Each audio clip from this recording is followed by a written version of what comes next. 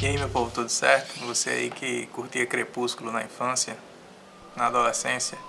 Aliás, eu acho até, antes de começar o vídeo aqui, eu acho que Crepúsculo foi um dos primeiros fenômenos da minha geração em que a gente pôde acompanhar aquele fenômeno do eu gostava quando era legal. Gostava antes de ser modinha. Depois que virou modinha, o pessoal passou a achar paia. Lembro também que teve um amigo secreto na escola que todo mundo ganhou esse livro. Eu dei um livro desse de presente. Eu não ganhei ele. Se tivesse ganhado, talvez eu até tivesse lido, mas...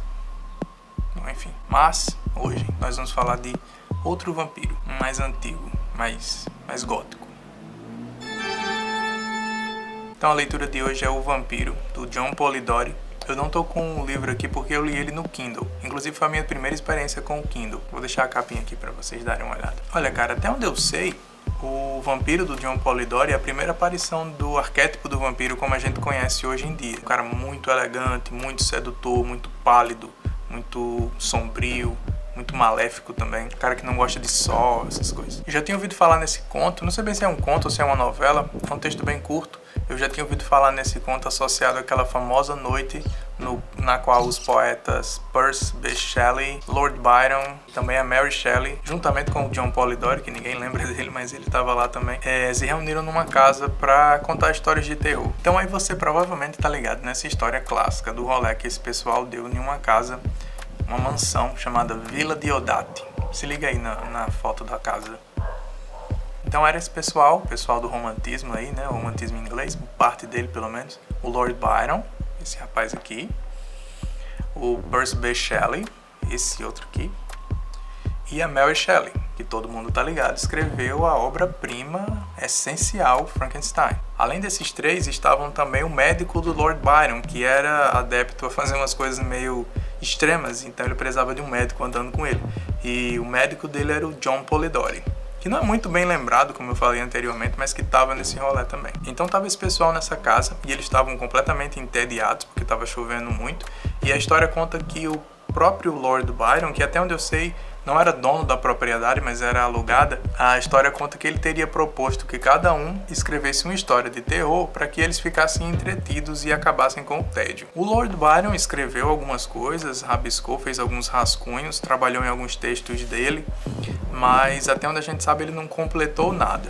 Já o Percy Shelley, do mesmo jeito, né? Ele não completou nada, porque esse pessoal, esses poetas, no sentido mais clássico da coisa, eles tinham uma visão que colocava a prosa em uma posição menor do que a poesia, ou seja, eles não iam gastar a inspiração deles fazendo prosa. Eles olhavam a prosa como algo menor, o que não faz o menor sentido se a gente levar em consideração que o terceiro nome, a Mary Shelley, escreveu nessas noites, né, que viria a ser o Frankenstein. Então, na minha opinião, hoje o vídeo não é sobre o Frankenstein, mas o Frankenstein é, de longe, a melhor coisa que saiu dessa reunião desse pessoal, que é um romance importantíssimo e curiosamente foi o primeiro livro sobre o qual eu comentei aqui no Leitura Arriscada. Esse texto tá lá no Instagram, ele não tá em formato de vídeo. Inclusive, se você não segue o Instagram, dá uma passada por lá que tem uns conteúdos bem interessantes só pro Instagram. Então, por último, nessa casa também tava o nosso amigo John Polidori. Ele escreveu um texto chamado The Vampire, vampiro com Y, que fica mais legal, fica mais gótico.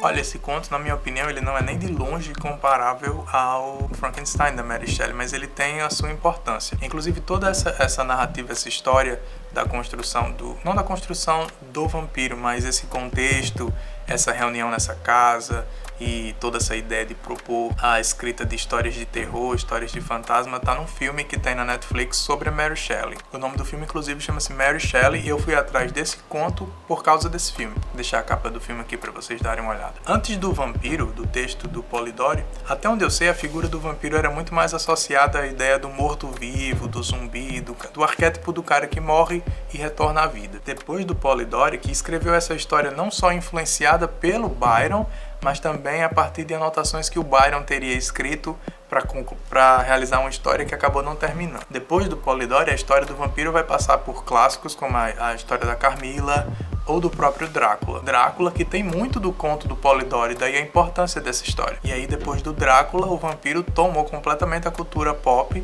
e hoje em dia a gente tem noção da proporção que o arquétipo do vampiro tem, mas isso começa lá no Polidori. Cara, eu vou tentar falar um pouco sobre o enredo sem entregar muita coisa, apesar de ser um texto muito curto.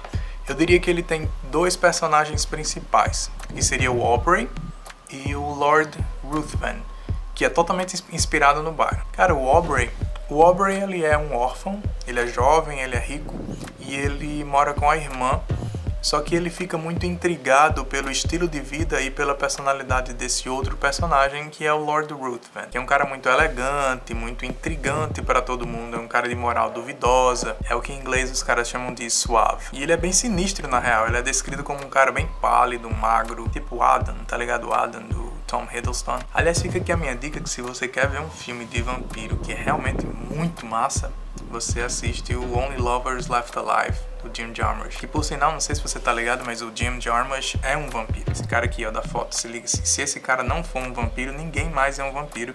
E ele, além de vampiro, é um dos meus diretores favoritos. Então os dois, o Aubrey e o Lord Ruthven, acabam se aproximando e eles desenvolvem essa amizade e acabam planejando e realizando uma viagem para a Grécia. Como os dois são muito ricos, eles conseguem fazer viagens passando por vários lugares e eles decidem ir para a Grécia. Nessa viagem, o Aubrey vai conhecer uma mulher e se apaixonar por ela. O nome da mulher que o Aubrey se apaixona é Ianthe. E ela, eu acredito que é assim que se pronuncia, Ianthe. E é justamente a Ianthe que vai contar para o Aubrey da lenda do vampiro, vai descrever o que é o vampiro. O Aubrey, ele não acredita de primeira, ele fica assim meio cético, mas também fica com uma pulga atrás da orelha. O desenrolar da história daí pra frente a gente pode dizer que é bem trágico, até que o Aubrey acaba retornando para casa e nesse retorno ele vai ter que lidar com dois problemas morais, vamos dizer assim. Um desses problemas morais é uma promessa que ele fez pro Lord Ruthven, e promessa para esse pessoal é algo muito sério, porque tem toda uma determinação da personalidade dele, da moral dele. O outro conflito é o de proteger a irmã, que está sob a ameaça de ter um destino parecido com a da Ianthe. E esses dois problemas ele entram em conflito, porque solucionar um seria deixar que o outro tomasse de conta. O conto termina de forma bem dramática, assim, é meio até engraçado, é meio caricato, mas eu achei bem interessante. Termina assim, é bem dramático para saciar a sede de um vampiro.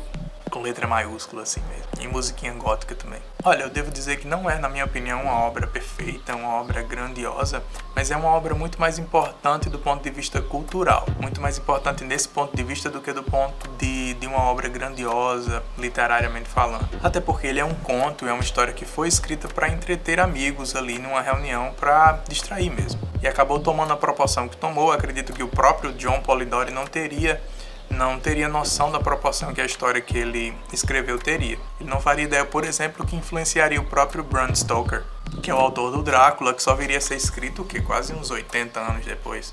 É uma obra que se torna interessante por essa questão de você saber que está lendo uma das primeiras, se não a primeira, história de vampiro que deu origem a todo esse fenômeno e arquétipo cultural. Tem uns aspectos interessantes sobre a personalidade do Lord Ruthven que eu acho interessante comentar.